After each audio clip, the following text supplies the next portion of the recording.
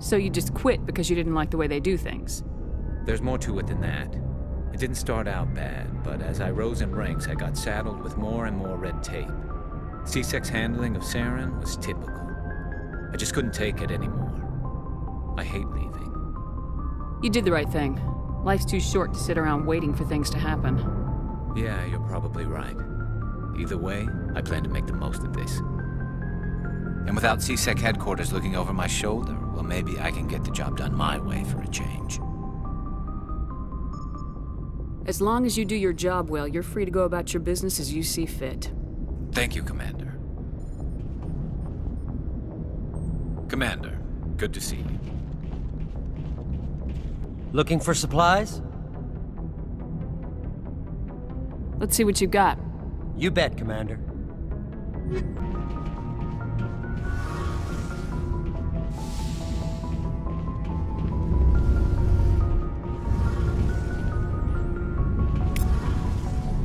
Hey, Commander, you know that Quarian, Tali?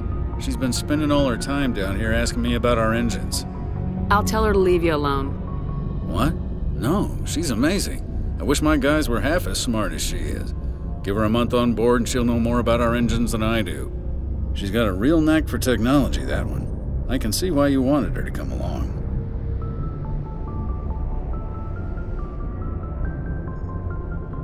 Fill me in on the IES stealth system. How does it work exactly? You can't hide a ship out in space. They emit too much heat and radiation. Too easy for sensors to pick them up, unless you find a way to capture those emissions. So our stealth systems trap the energy we give off in storage sinks built into the ship itself. No emissions to give away our location. Eventually the sinks have to be vented. More than a few hours silent running and they overheat. Cook us inside our own hull. There's no way for anyone to detect us? A visual scan can still pick us up. Anyone looking out a window can see us plain as day. But you have to be pretty close to get an actual visual out in space. Most vessels rely on scanners. As long as the stealth systems are engaged, they can't see us. Not unless we accelerate to FTL speeds. Why doesn't it work with faster-than-light travel? Cranking up to FTL blue shifts our emissions, pushes them into frequencies too high to capture in the sinks. As soon as we make the jump, it's like setting off a flare. Sensors can pick up our location whenever we enter or exit FTL flight, but for short-range missions, our stealth systems are amazing, and we've got the only one.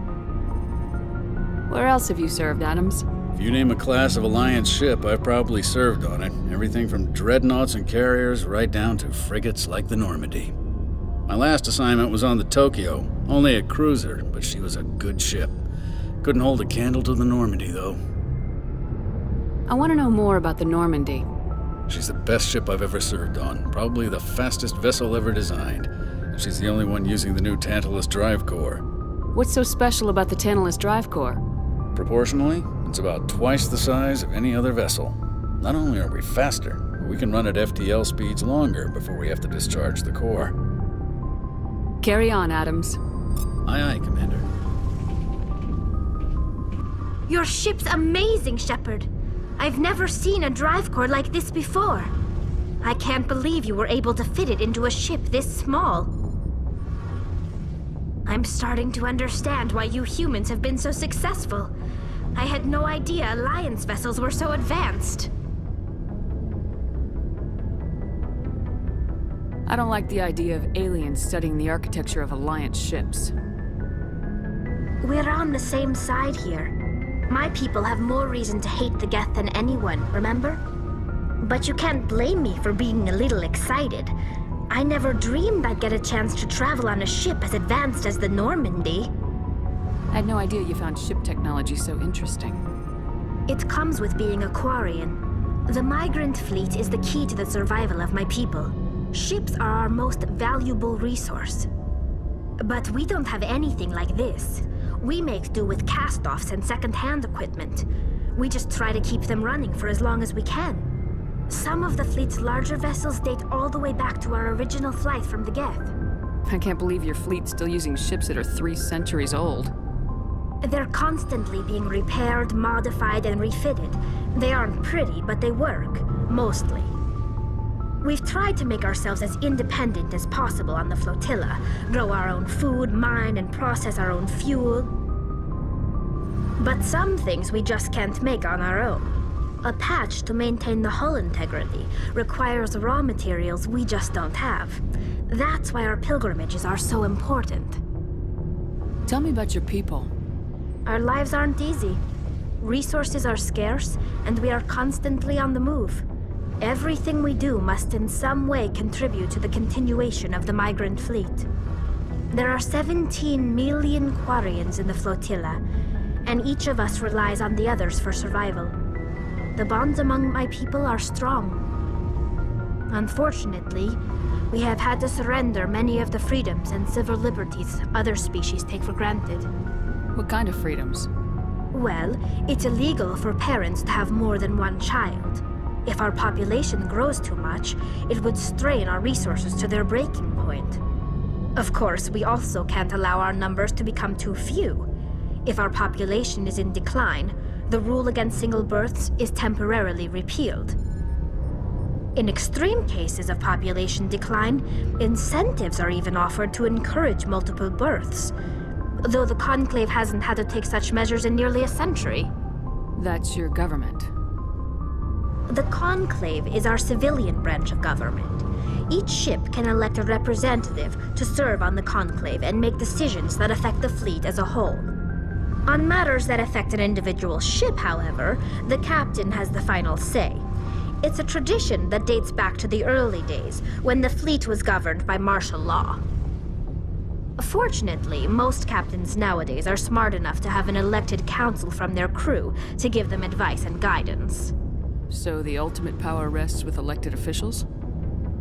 In practice, the Conclave and the respective council for each ship tend to set the rules that govern our daily lives. But in theory, we are still under military jurisdiction.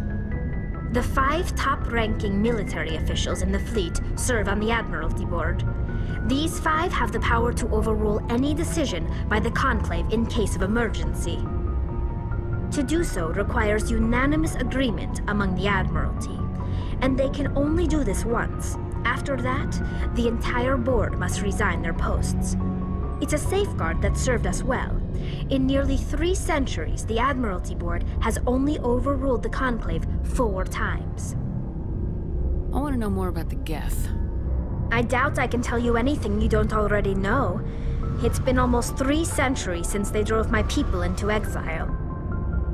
All I know is the story of their origins, what they were when we created them, and how they turned on us. Interesting. The Geth were originally created to serve as an automated manual labor force. Initially, their intelligence was as limited as any VI. Over time, we made small modifications to their programming to allow them to perform more varied and complex tasks, bringing them closer and closer to true AI status. How come the Council didn't step in and stop you? This wasn't true AI research. We may have been skirting the bounds of the law, but we never did anything that was actually illegal. The changes were so insignificant, so gradual, that we were able to control them. Or so we thought. But one thing we underestimated was the power of the neural network. A million Geth thinking simultaneously created an inherently unstable matrix. So the Geth share brainpower? Many of the Geth's logic systems were designed to work in concert with other nearby Geth. Basically, the more of them you have in a group, the smarter they are.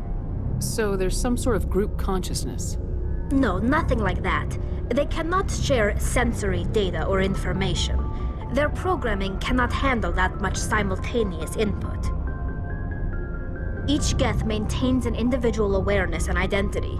The neural network only operates on a process-based level. It's basically the synthetic equivalent of a subconscious. But when they're in close proximity, they can coordinate low-level functional processes, freeing up more capacity for original or independent thought. That doesn't make any sense. I'm probably oversimplifying. The Geth are incredibly advanced and complex creations. All you need to know is that they get smarter when they gather in large numbers. As we built more and more Geth, their effective intelligence became more sophisticated, more abstract. One day, a Geth began to ask its Quarian overseer questions about the nature of its existence. Am I alive? Why am I here? What is my purpose? As you can imagine, this caused a near panic among my people. I don't see what's so bad about those questions. The Geth were created to engage in mundane, repetitive, or dangerous manual labor. That's fine for machines, but it won't satisfy a sentient being for long. The Geth were showing signs of rudimentary self-awareness and independent thought. If the Geth were intelligent, then we were essentially using them as slaves. It was inevitable the newly sentient Geth would rebel against their situation. We knew they would rise up against us, so we acted first. A general order went out across all Quarian-controlled systems to permanently deactivate all Geth. The Geth responded to this order violently. You didn't really think they'd just let you destroy them without a fight, did you? The hope was that most of the Geth would still be little more than machines, incapable of organized resistance. But they had progressed much further than anyone anticipated. The war was long and bloody. Millions upon millions of Quarians died at their hands. In the end, we were forced to flee our own homeworld. We feared the Geth would pursue us, but they never came beyond the Veil. Now we drift through space, exile searching for a way to reclaim what was once ours.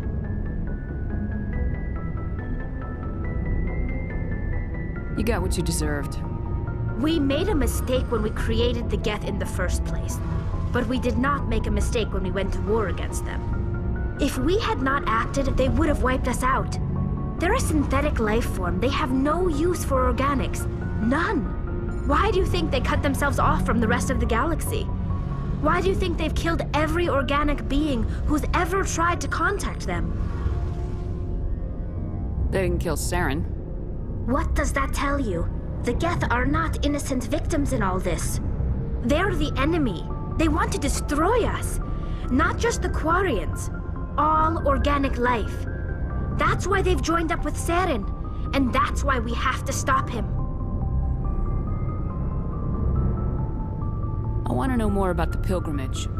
When my people reach maturity, we leave our birth ships and seek acceptance with a new crew. It's necessary to maintain genetic diversity among the fleet. But no ship wants to accept someone who will be a burden on them. So, to prove our worth, we embark on a pilgrimage. We set out alone, leaving the flotilla and our families behind us. We only return once we have found something of value we can bring back to the fleet. This is presented as a gift to the captain of the respective ship we wish to join. If the gift is accepted, we are welcomed into the crew. I can't believe they just send you off alone. It's not like they just cast us out. Before we leave, we are given lessons in how to survive outside the flotilla, and given gifts to help us on our journey. We also receive implants to fight off sickness and disease. Generations of living in an isolated and highly controlled environment have left our immune systems weaker than most. By the time we leave the fleet, we are well equipped for the pilgrimage. This is a rite of passage for all Quarians.